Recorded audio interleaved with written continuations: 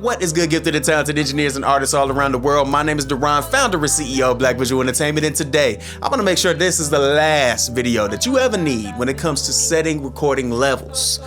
Let's get into it. With over 10 years of experience doing this, I've come to the conclusion that way too many people either recording way too hot or way too cold.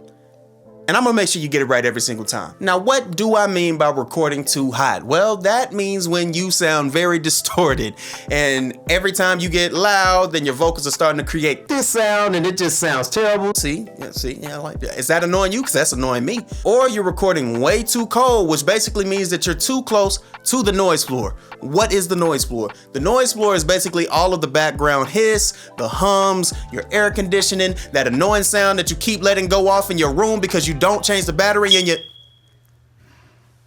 Really?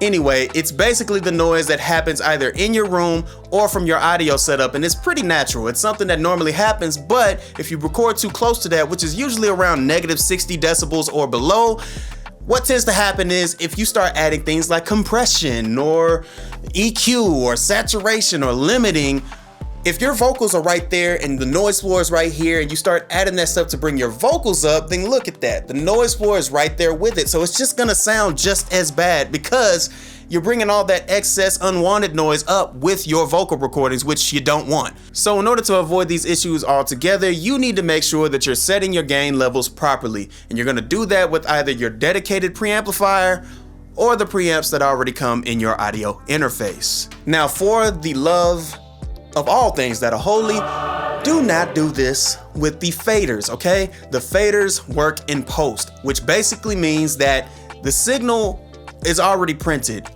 Once you get to the point when you're turning everything up or down with the faders, if you're recording way too hot, right, the distortion is still going to be there and it's still going to print. So that means that if you try to use the fader to turn it down, you're just turning down a vocal that still has distortion. Same thing with the noise floor. If you try to turn up the vocals and the noise floor is still there, then that basically means that you're just turning up the vocals with the noise floor right there. It doesn't fix the issue. You have to start from the source. Now, what levels do you need to set your recordings at?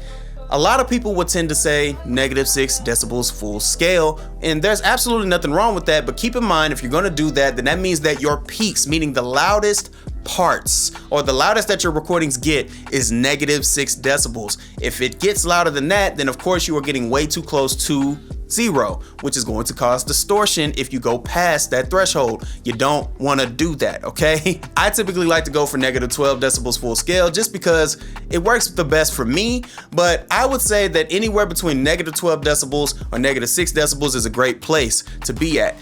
As a matter of fact, I would actually aim to stay in between that pocket, right? Stay in between -12 and -6 decibels, because once you do that, you never have to worry about being way too close to that noise floor or way too close to distorting, which is a good place to be. Now, a huge mistake that I need y'all to stop doing is having your plugins on while you're setting your levels, okay? If you have your plugins on while you're setting your levels, know that a lot of plugins add gain, and when they add gain, it's giving you a false perception of where the levels actually are, and you may think that you're either louder or quieter, because some plugins can actually make your vocals quieter, or whatever instrument that you're working with, it can make it quieter just because of the natural presets that may already be on it. So be sure to have all plugins disengaged while you're setting your levels. You can turn them on again when you're finished getting your levels right. Turn them on later, man. Turn them off during that stage, please. Now, how can you get it right every single time? First things first, if you're recording someone or if you're recording yourself, maybe, you need to make sure that you go to the loudest part of the song, or at least where you know that you're gonna get the loudest, right? Wherever you're gonna perform at, that's gonna possibly be the loudest part of the song, go there first. And you wanna set your levels from that point, because you never know when you're gonna get really, really loud, right? And if you don't account for that earlier, then that means that you can set your levels and then you start getting louder and voila, now you're way above -6 decibels, you're distorted and it doesn't sound good. This is a very common mistake that a lot of people make, and they don't realize it until it's too late. They've already sent it out to the engineer, and the engineer engineer already rejected them and told them, hey, you got to redo this if you want this to sound right. And nobody wants to get a rejection, especially if they're on a time crunch. So please go to where you know you'll be performing a part pretty loudly, right? And this typically lies within the hooks, or a very good tip that I tell people is play around with ad-libs. Sometimes ad-libbing can be the loudest part of the song just because they're probably shouting, or maybe there are some harmonies that they have to hit a little bit harder, or maybe they're using instruments where they have to get a little bit louder anyway, right? But typically the hook is usually the loudest part of the song. So go to the hook. You don't have to record, even though you should record. You should record everything. It's another tip for another day, but record everything. But go to the loudest part of the song and make sure that you set your gain properly, so that way you don't have any surprises when it gets to that part. You know that as soon as it gets to that part, you've already atoned for it, and no matter how loud that they got, they're below -6 decibels. But here's where another mistake comes up that way too many people make. When you're dealing with very dynamic sources, right? You're dealing with, I don't know, a vocalist who may be very loud but can also get very, very quiet. What a lot of people do is they'll set it and forget it, right? They'll set their gain levels and they won't go back to it anymore during the session. This is wrong, okay? You want to make sure that you atone for that, right? Remember, the -6 and -12, keep your vocals in that pocket, okay? So if you're dealing with someone who's very loud, remember, you've already went to the loudest part of the song and you've already atoned for the loudest peak, right? You set your gain to cover the loudest parts.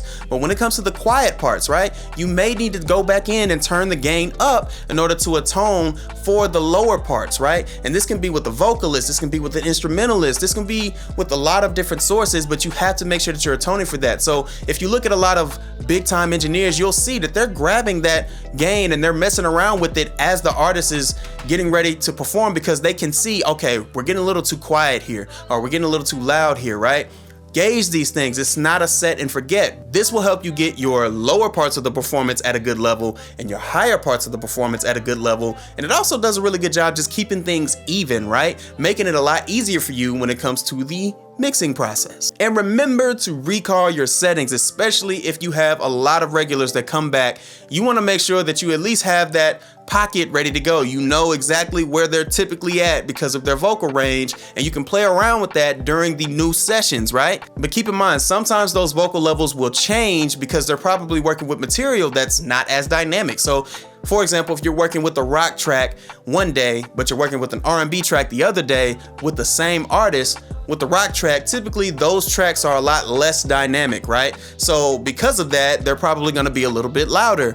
You may have to push the gain a little bit more for that artist, but at least you have a good starting point with the recalls, which is what you want. You always want to have that recall ready to go, so that way you have the starting point and you don't have to have the artist come in and wait 5, 10, 15 minutes for you to get your freaking stuff together. Please, please, please, please, please, please, please turn the beat down, okay? Turn the beat down. Just turn the beat down before you start setting your levels, because immediately you're gonna start thinking that you need to compete with the beat, which is kind of true, but most beats are coming in mastered already, so they're already hitting 0. You wanna turn that beat down so that way you can still get those healthy recording levels the way you need them to be, with the beat right there with you. All you have to do is just turn it down. Please do not keep the beat at 0 decibels and try to record over that, because then you're gonna distort. I'm just saying. So let's do a quick recap, okay? Just to make sure you got it. First things first, we don't want to record too hot or too cold. So that means you need to be at -6, -12. That is your range. You need to stay right there. Stay in that pocket, okay? Stay right in here. Stay in there. Set your levels with the preamp. The preamp, either the dedicated preamp or your audio interface preamp. Do not touch the faders, okay? Do not touch them. Don't touch them. Just don't touch them. Just don't leave them alone. Go to where you know the loudest part of your performance is going to be, so that way you can set your gain to atone for that particular loudness, okay? But if you're dealing with dynamic sources that get really quiet sometimes, remember, gauge that and be sure to turn that gain up to make sure they're staying within that pocket. Remember, -12, -6. Come on, -12, -6. Recall those settings for any time that you are about to go back in the booth or your regulars about to go back in the booth. recall your settings. And the last thing, turn your recordings off when it comes to setting your levels, okay? Set levels first, turn plugins on after. Set levels first, plugins after, okay? You dig what I'm saying? You dig what I'm saying? You can, settings first, plugins after. Now that we got all this hashed out, what if I told you that you can have all of the knowledge that you need to know about vocal recording, sending your songs out to mix engineers properly, all the audio terms that you need to know in this line of work, and all the equipment that you need in order to build a sufficient home studio? If all that sounds appealing to you, hit the link in the description, man. I have a link to my vocal recording guide that's about 27 pages of everything that you need to know about vocal recording, demo exports, important audio terms that you'll need to know, okay? And then of course, probably one of the most important for a lot of you newbies that are trying to get into this line of work, how to make your own home studio. All the equipment that you're going to need, and even the cost of how much it's gonna be, and links to all the things that you need to get to.